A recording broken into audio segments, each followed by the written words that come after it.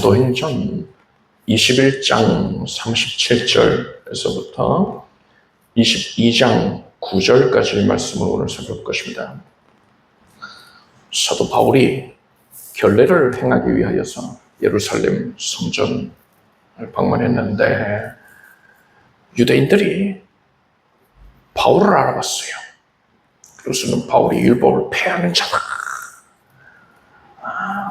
그리고 바울이 이방인을 성전에 들였다 하면서 성전 모독죄로 처형을 하고자 했습니다.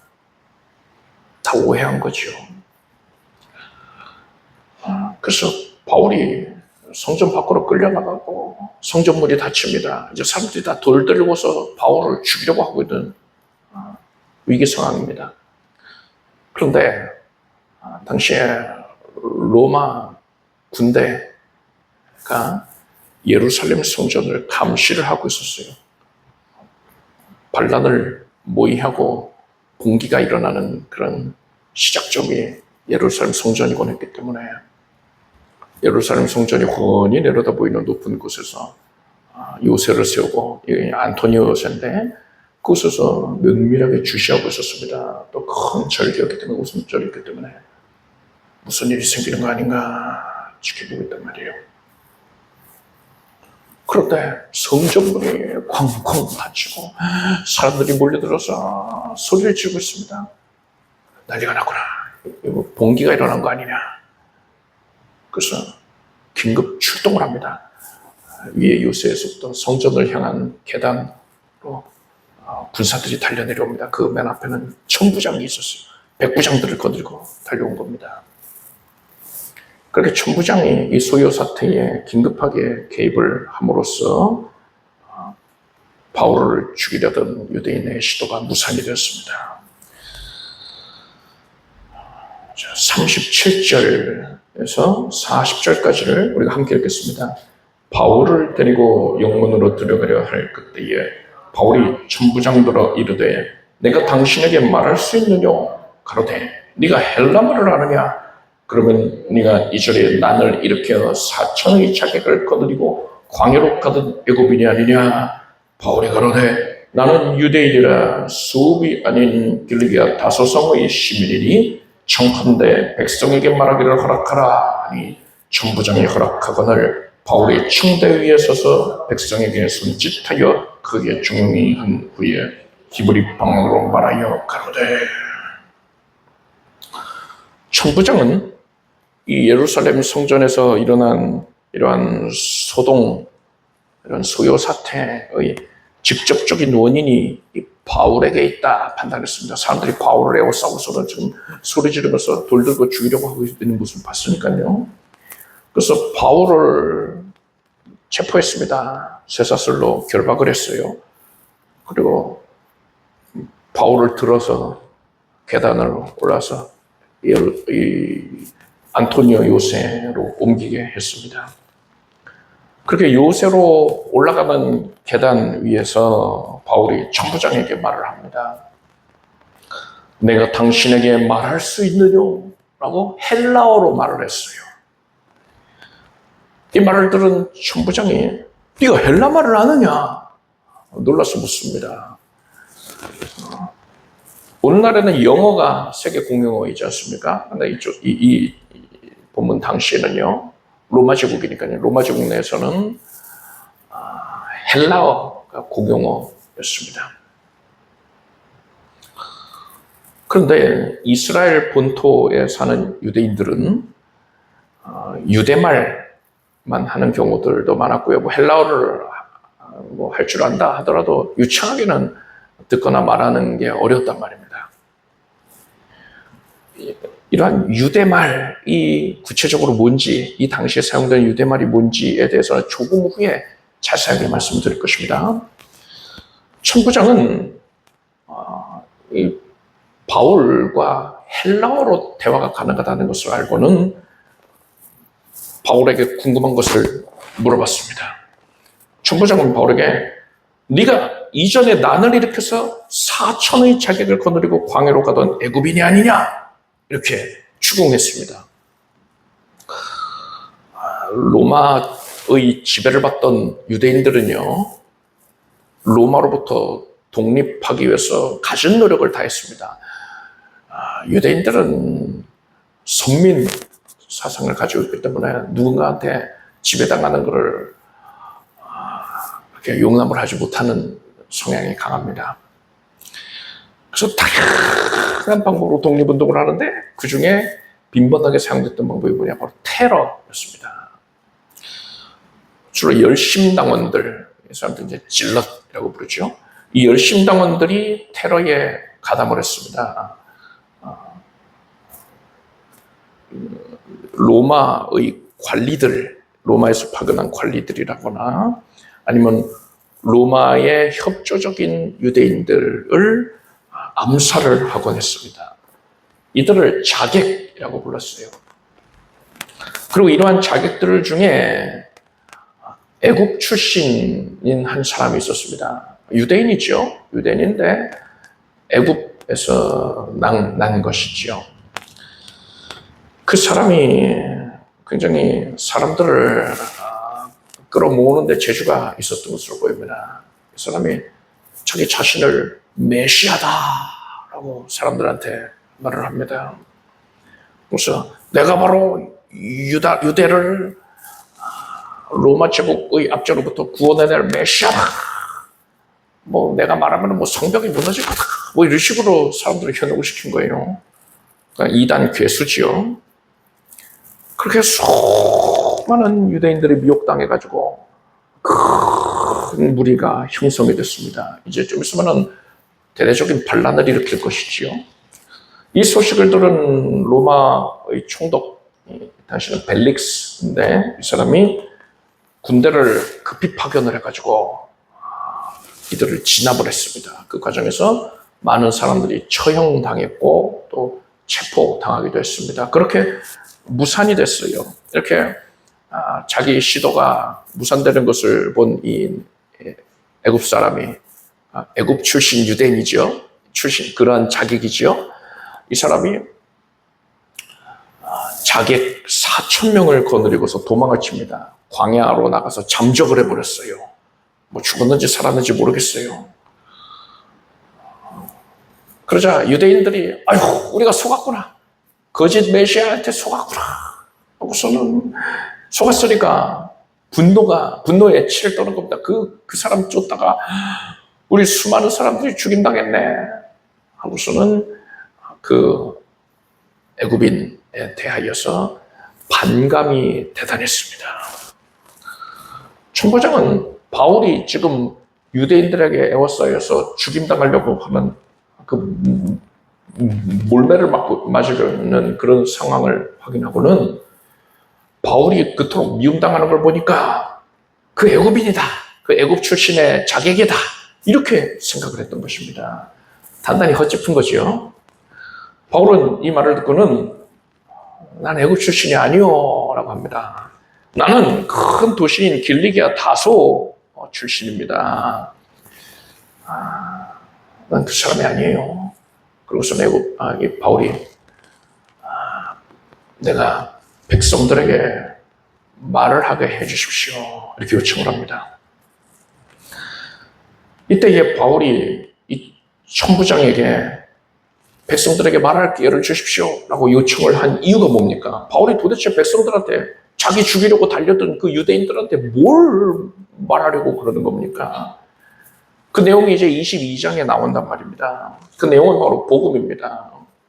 바울은 백성들에게 참 하나님이 누구신지 바로 예수 그리스도이시다. 오직 예수를 의지할 때만 구원받을 수 있다.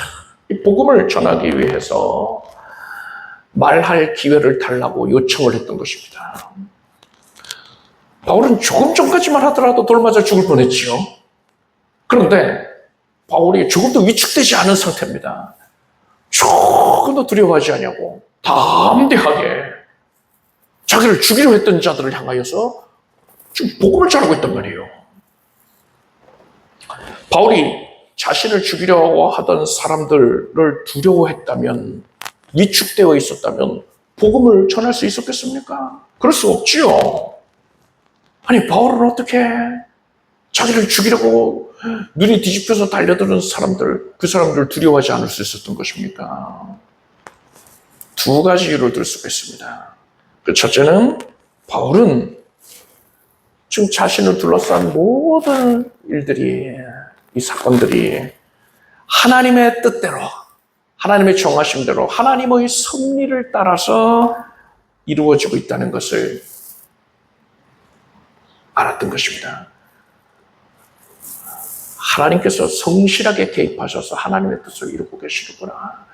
이걸 알았던 거예요. 하나님께서는요, 바울이 예루살렘에 가면은 환난을 당하고 결박당할 것이다, 이렇게 예언해 주셨잖아요. 그리고 그 예언이 모두 다 정확하게 성취됐단 말입니다. 그래서 구체적으로 어떤 일들이 앞으로 또 일어날 것인지, 어떻게 전개될 것인지는 모르지만 이 일을 주도하시는 분이 하나님이시니까요.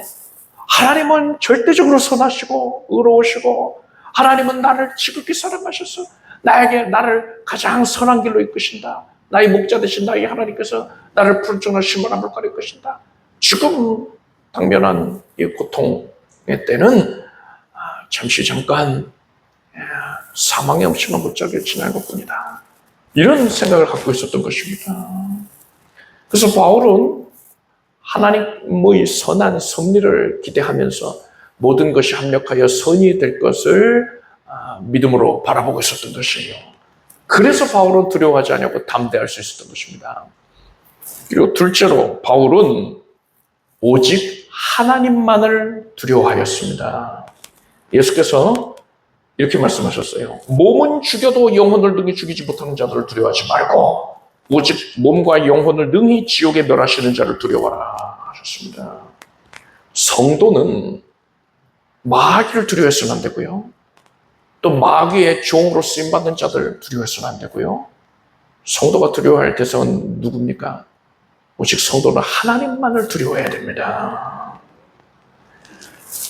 바울은 마귀나 사람을 두려워하지 않았고요.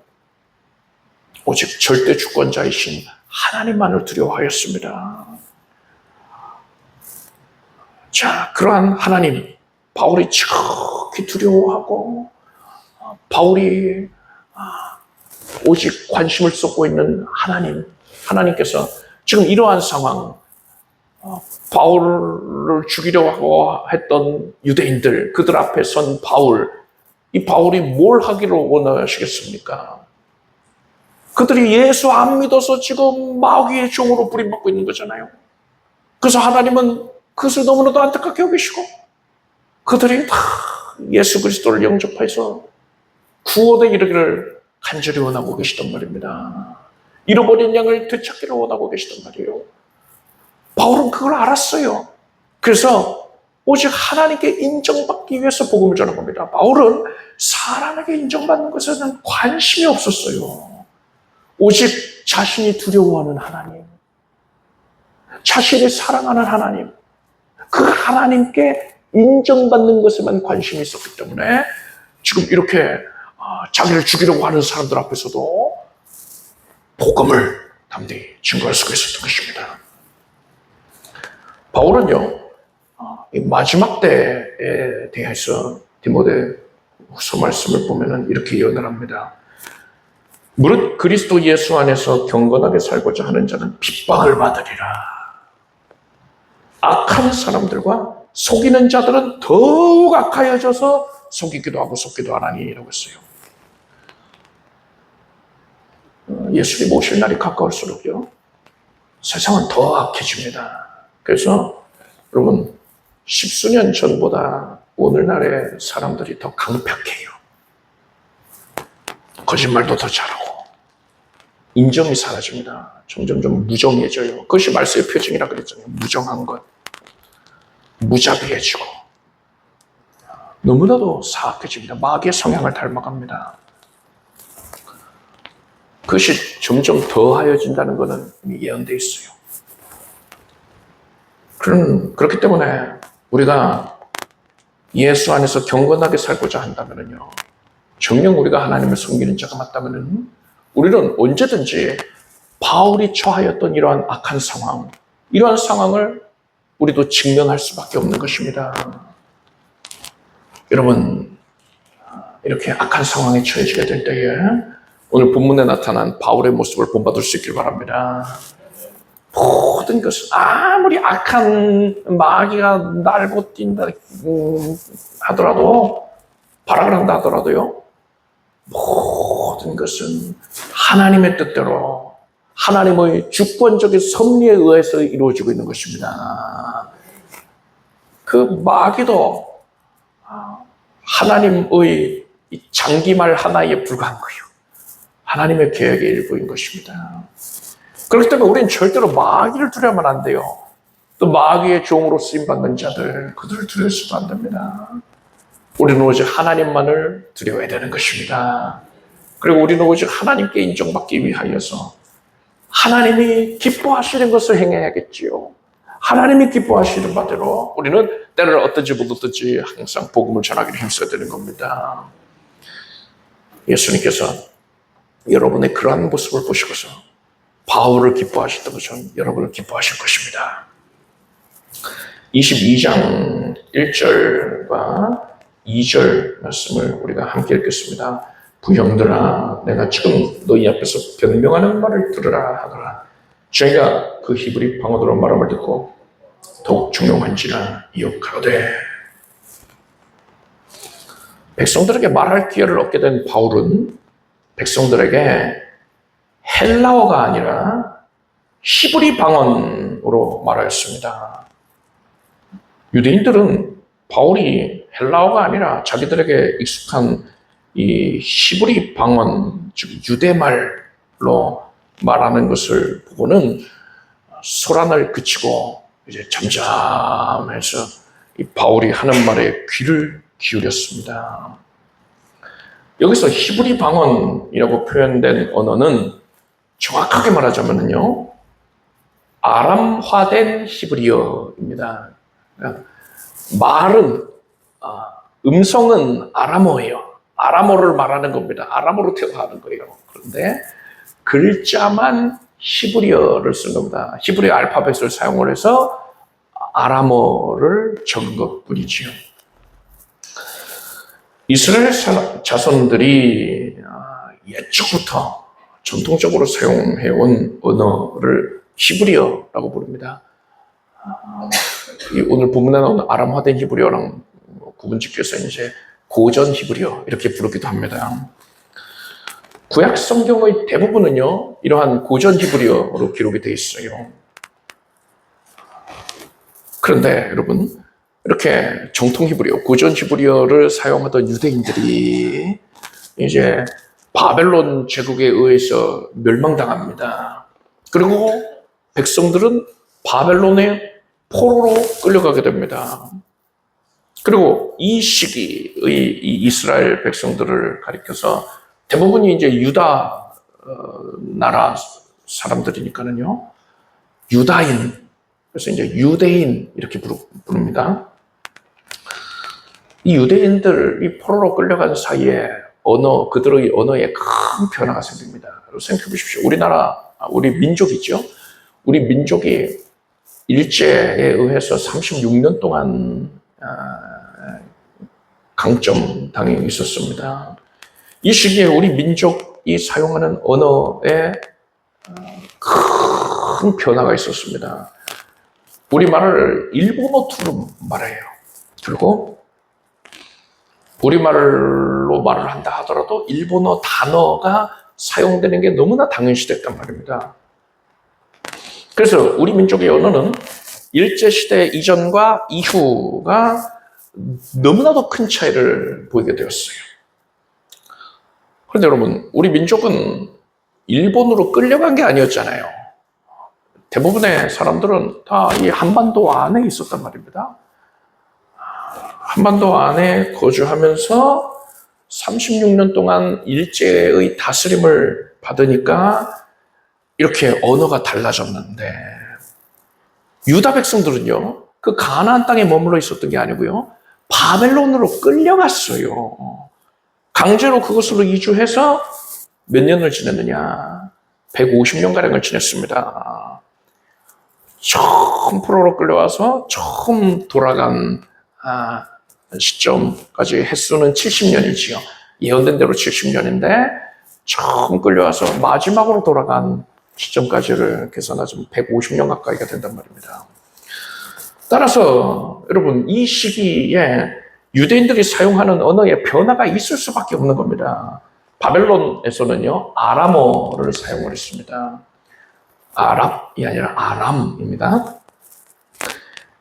유대인들은 바벨론에 끌려와서는 바벨론 말, 바벨론 언어, 그러니까 아람어를 익히고 말해야만 했어요. 강제로 그것을 시키지 않았겠습니까? 그래서 이 시기에 유대인들은요 고전 히브리어, 그러니까 정통 히브리어를 잊어버립니다. 가끔 뭐 이스라엘에 대해서 막 역사 가르치는 분들 중에 이스라엘 민족은 언어를 잊어버리지 않았습니다 하는데 몰라서 하는 소리예요. 잊어버렸어요. 그래서 고전 히브리어를 대부분 다 잊어버리고 학사 에스라를 위시한 이 레위인들 그들만 이제 그 고전 히브리어를 알았던 것이죠. 대부분의 백성들이 히브리어를 잊어버립니다. 그런데 이 히브리어 문자까지 상실하는 것은 그러면 뭐 선민의 정체성을 잃어버리는 것이라 생각을 한 것 같아요, 유대인들이. 그래서 문자만은 우리가 지켜야 된다. 우리가 말하는 거는 어쩔 수 없이 아람어를 사용하니까 히브리어로 말하는 건 다 잊어버렸지만 문자만은 지켜야 된다. 그래서 아람어로 말을 하면서 그것을 이제 옮겨 적을 때에는 히브리어 알파벳을 이용해서 옮겨 적었던 것입니다.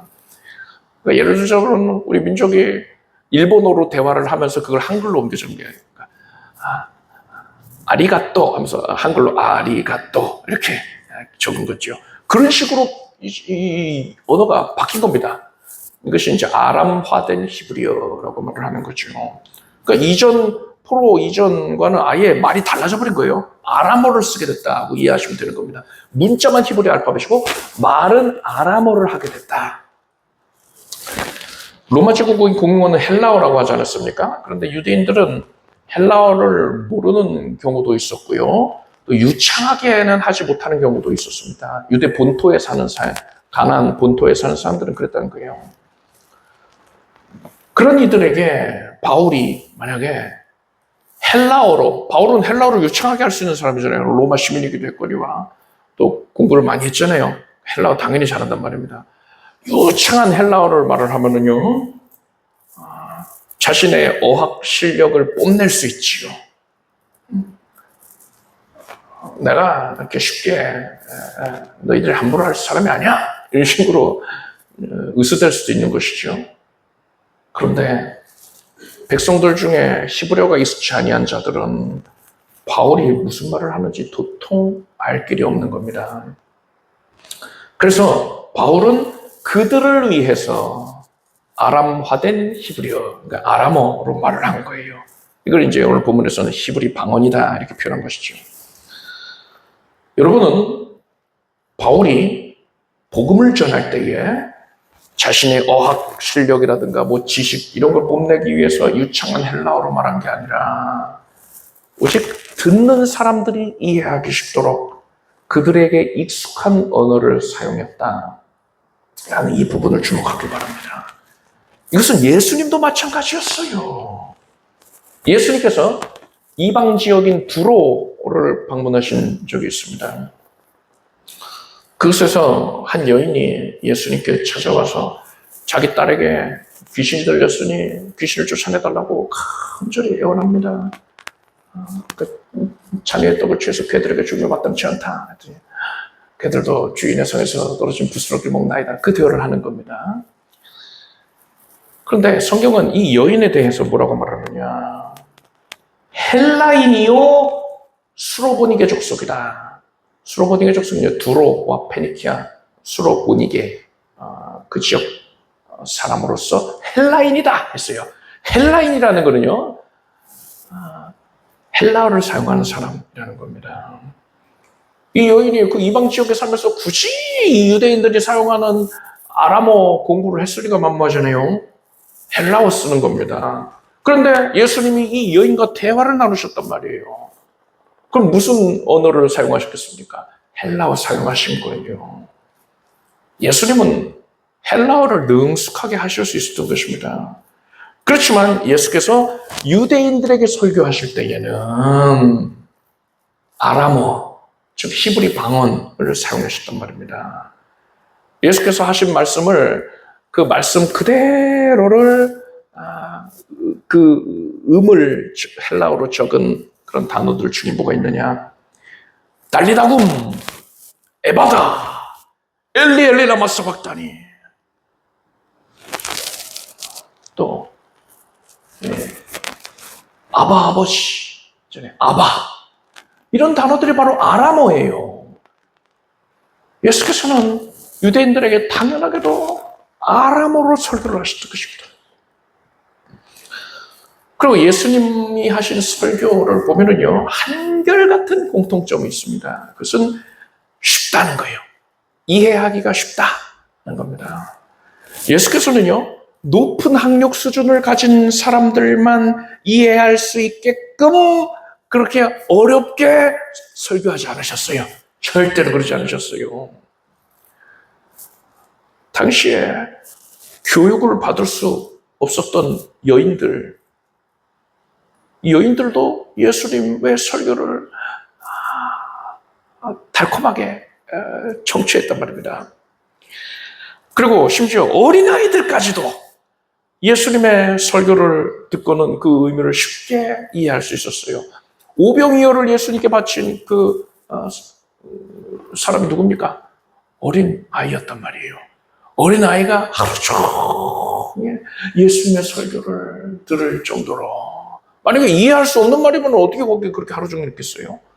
예수님의 설교가 귀에 쏙쏙쏙쏙쏙 들어오는 겁니다. 쉽게 설교하셨어요. 예수님의 이러한 모습은 설교자들뿐 아니라 복음을 전하는 모든 성도들이 본받아야 할 모습인 것입니다. 오늘날의 설교자들 중에 어려운 용어를 사용하면서 또 어려운 어떤 세상 지식을 늘어놓으면서 자신이 하는 설교가 참 수준 높다, 고급스럽다, 이렇게 스스로 생각하면서 만족을 하는 경우가 있는데요. 이건 단단히 착각을 하는 겁니다. 그런 행동을 하는 것은 히브리어를 사용하는, 그러니까 아람어를 사용하는 유대인들 앞에서 헬라어로 유창하게 설교하는 것과 같은 거예요. 알아듣지를 못하는 겁니다. 이렇게 전하면은요, 실패한 거예요. 그리고 여러분, 우리가 전하는 그 복음이라는 것 자체가, 그 내용이 너무나도 쉽습니다. 절대로 어렵게 만들지 않으셨어요. 복음이 뭡니까? 하나님이신 예수께서 친히 사람 되셔서 사람들의 죄를 대신 짊어지고 대신하여 죄값 치러주셨다.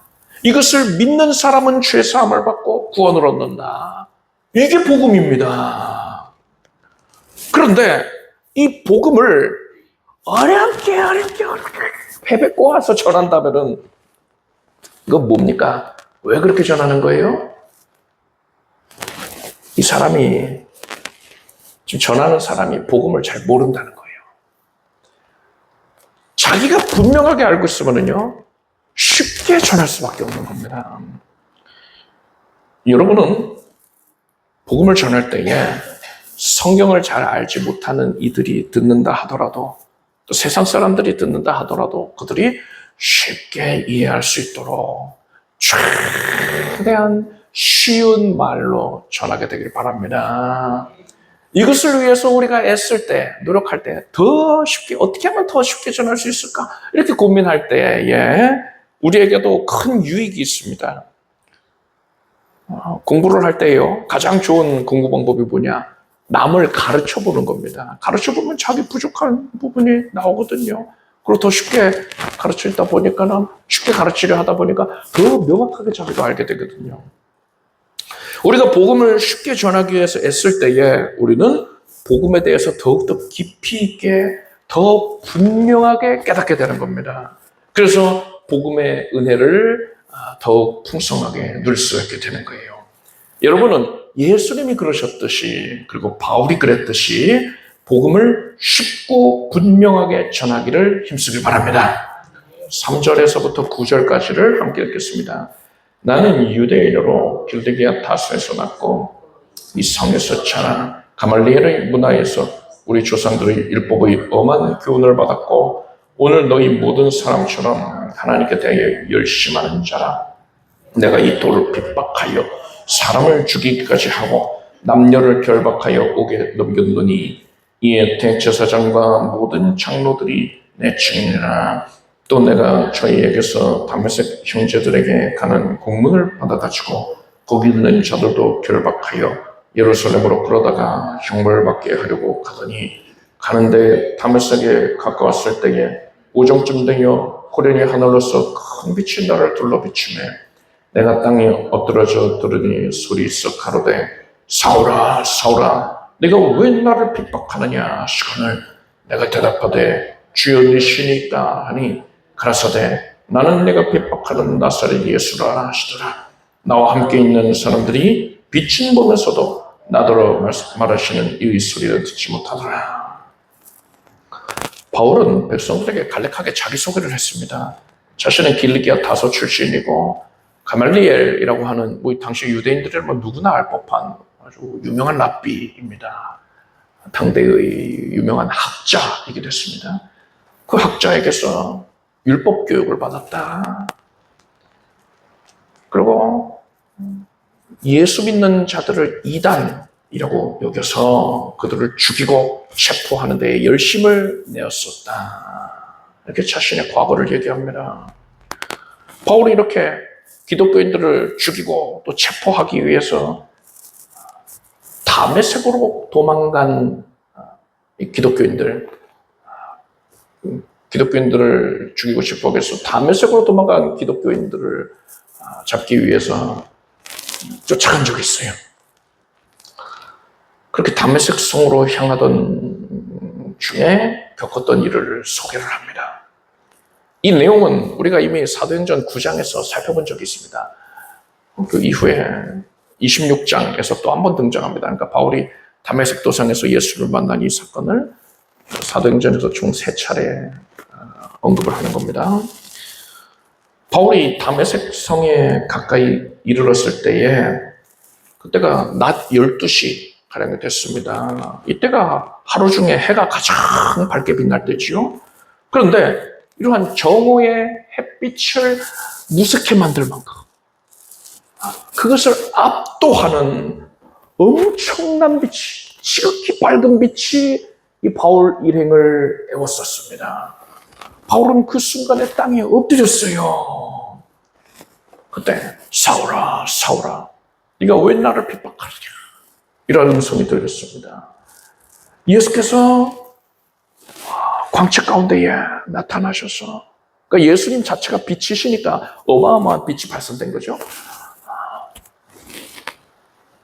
바울에게 말씀을 주시고 또 바울에게 이방인의 사도로서의 사명을 맡겨주신 것입니다. 이 사건으로 말미암아 바울의 인생이 바뀝니다. 바울은 자신이 핍박하던 나사렛 예수가 참 하나님이시구나 이것을 깨닫고는 이제부터는 예수 그리스도의 증인으로 살게 되었어요. 그런데 9절을 보니까요. 나와 함께 있는 사람들이 빛은 보면서도 나더러 말하시는 이의 소리는 듣지 못하더라. 그리고 또 사도행전 9장 7절을 보면요. 이에 대한 다른 측면의 기록이 또 나오는데 같이 가던 사람들은 소리만 듣고 아무도 보지 못하여 말을 못하고 섰더라 했습니다. 자, 이 두 구절을 종합해 보면은 이게 어떤 상황인지를 알 수가 있죠. 바울의 일행들이 이 엄청난 빛을 함께 본 겁니다. 그리고 소리도 들었어요. 그런데 이들은 빛 가운데에 서 계시는 예수님은 보지 못했고요.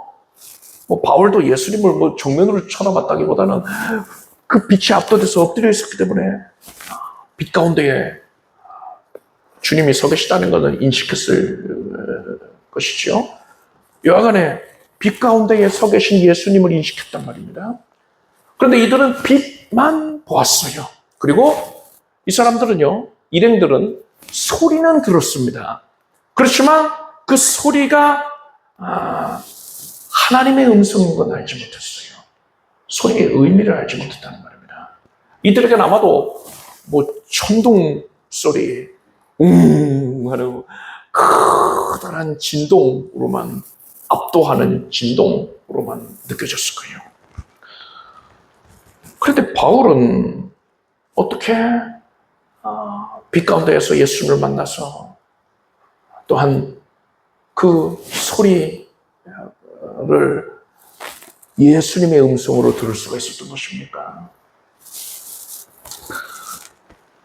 이러한 예수님이 나타나셨을 때의 이 상황 가운데에 바울과 바울의 일행들이 보인 모습의 차이를 보면 왜 바울만 예수님을 만나고 예수님의 음성을 들을 수 있었는지를 짐작할 수가 있습니다. 바울은 이 어마어마한 빛으로 인하여서 곧바로 땅에 엎드렸습니다. 말 타고 가다가 말에서 내려서 엎드린 거예요.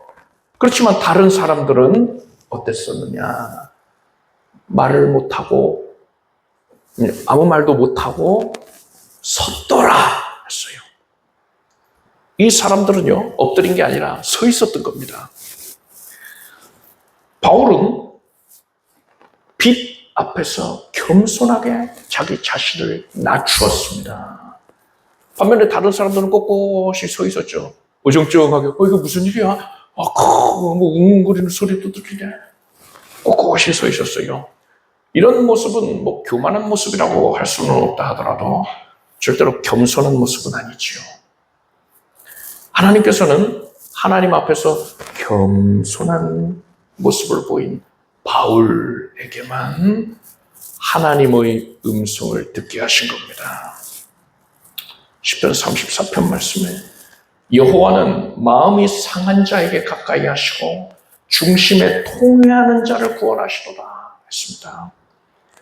마음이 상하고 통회하는 것은 하나님 앞에서 자신의 불의함을 고백하고 자신의 연약함을 고백하고 하나님만 의지하는 마음의 상태를 가리킵니다. 이것이 하나님 앞에서 겸손한 모습이에요. 하나님께서는 이렇게 겸손한 자에게만 은혜를 베푸신다는 겁니다. 야고보서 말씀에 하나님이 교만한 자를 물리치시고 겸손한 자에게 은혜를 주신다 했느니라 했습니다. 하나님 앞에서 자신의 마음을 낮추지 않는 사람은 하나님의 은혜에서 배제됩니다. 오직 겸손한 자에게만 은혜가 허락이 된단 말입니다. 우리가 예배를 드리고 있는 지금 이 순간에도 마찬가지입니다. 여러분, 바울이 다메섹 도상에서 그 엄청난 체험을 했으니까 너무 부럽다. 나도 그런 체험했으면 좋겠다 싶습니까? 그런데 그때 나타나신 예수가 바로 우리 예배 가운데에 함께 하시는 주 성령 하나님이신 줄 믿으시기 바랍니다. 두세 사람의 내 입으로 모든 것을 나도 그들 가운데 있겠다 하셨어요. 지금 예수께서 하나님의 영으로서 이 자리에 오셔서 우리의 예배를 받으시는 줄을 믿으십시오. 하나님께서는요, 말씀을 전하라고 선택하신 주의 종의 입술을 통해서 종에게 감동을 주셔서 그 입술을 통하여서 하나님의 뜻을 전하십니다. 이때에 우리가 이렇게 증거되는 말씀 앞에서 내 마음을 철저하게 낮추어야지 하나님의 은혜가 임하는 거예요. 여러분, 어느 때에는 은혜를 받고 어느 때에는 왜 은혜를 못 받는 줄 압니까? 내 마음이 낮아지면 은혜를 받는 거고요. 높아져 있으면 은혜를 못 받는 거예요. 성도는요, 설교자가 증거하는 이 설교 내용을 성경 말씀을 가지고서는 얼마든지 판단을 할 수 있습니다. 그래야 돼요. 성경으로 판단할 수 있어야 돼요. 성경과 만약에 다른 말을 한다면, 설교자가 다른 말을 한다면요, 그거는 명백하게 틀린 설교입니다. 그리고 그런 설교를 하는 설교자는 나쁜 설교자예요. 그런데 성도가 이렇게 성경 말씀으로 설교를 판단하는 것이 아니라 그 외의 세상적인 조건이라던가 세상의 지식이나 경험 이런 걸로 함부로 판단을 한다면요. 예를 들어서 저 설교자는 나보다 뭐 배운 것도 적잖아, 가진 것도 적잖아, 뭐 경험도 적잖아, 그러니까 나보다 못할 거야, 내 생각보다 못 미칠 거야, 이런 식으로 판단을 한다든가 하면은요. 그래서 그런 세상적인 것들을 가지고서는 함부로 반박을 하고 비난을 한다든가 하면은 이것은 하나님 앞에서 너무나도 교만한 모습인 것입니다. 여러분은 지금 주의 종의 입술을 통해서 증거되는 이 말씀 앞에서 겸손한 마음을 갖기를 바랍니다.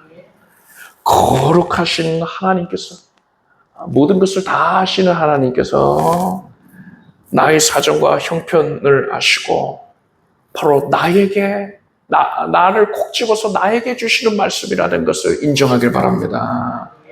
그리고 그 말씀 앞에 나의 삶을 돌아보아서 나의 삶에 이 말씀과 비교했을 때에 그릇된 부분이 있다면, 그것이 발견이 된다면 애통하고 회개하고 그릇된 방향을 돌이키기를 힘써야 되는 거예요. 이렇게 하나님의 말씀 앞에서 나의 말씀을 나의 삶에 적용하기를 힘써야 되는 것입니다. 이것이 우리가 이 예배 가운데 하나님 앞에 보일 수 있는 겸손한 모습이에요. 바울이 빛 앞에서, 큰 빛 앞에서 엎드린 것 같은 그런 모습인 것입니다.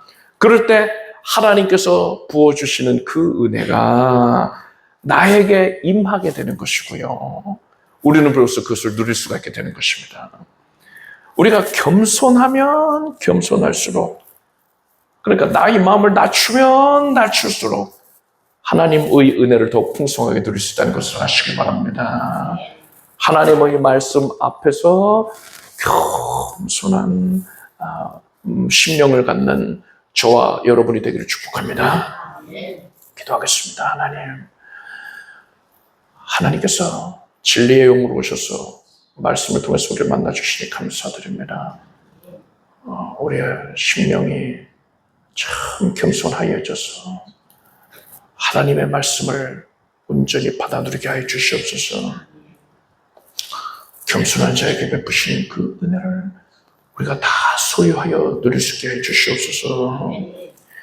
복음을 명백하고 쉬운 말로 전하게 해 주시고 그것을 위해서 필요한 깨달음과 역량, 은사도 주시옵소서.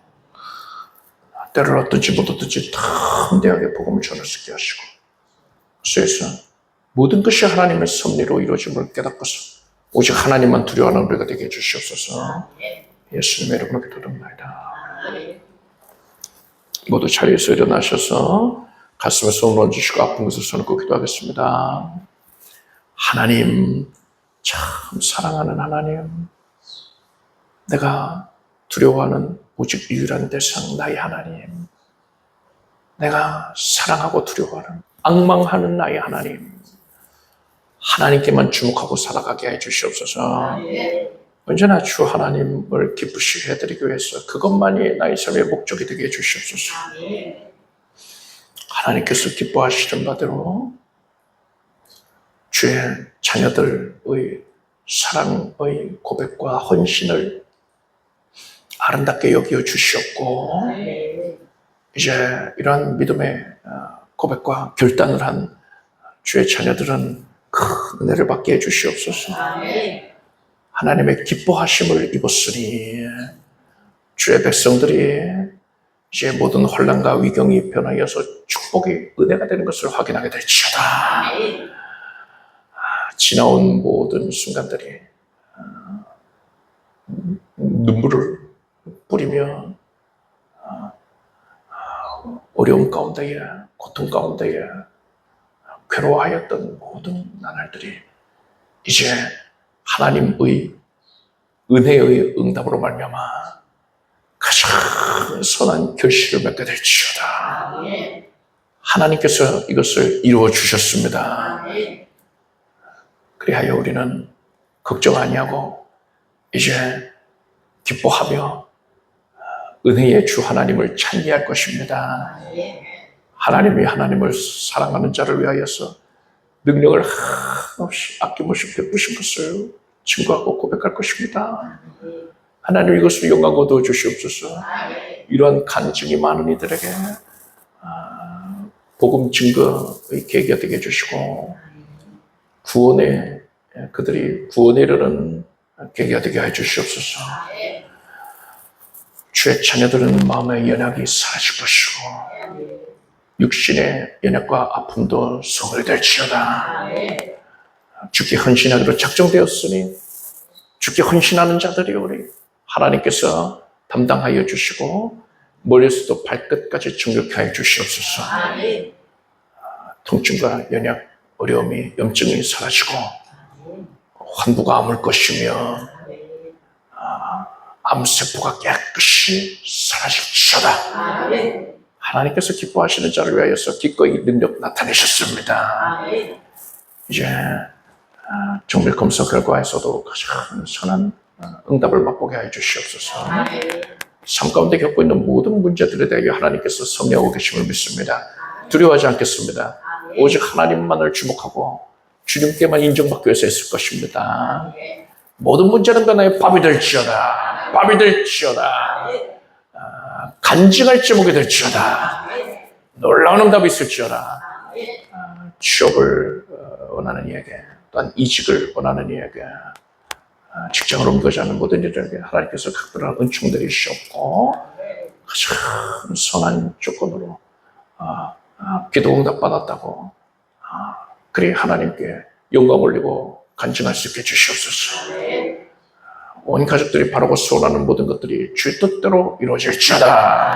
예수님의 이름으로 기도드립니다. 이런 대로 될지어다. 박수 올리겠습니다. 자리해 주십시오. 준비하신 예물을 청성된 마음으로 드리겠습니다. 드리신 예물 위해 기도하겠습니다.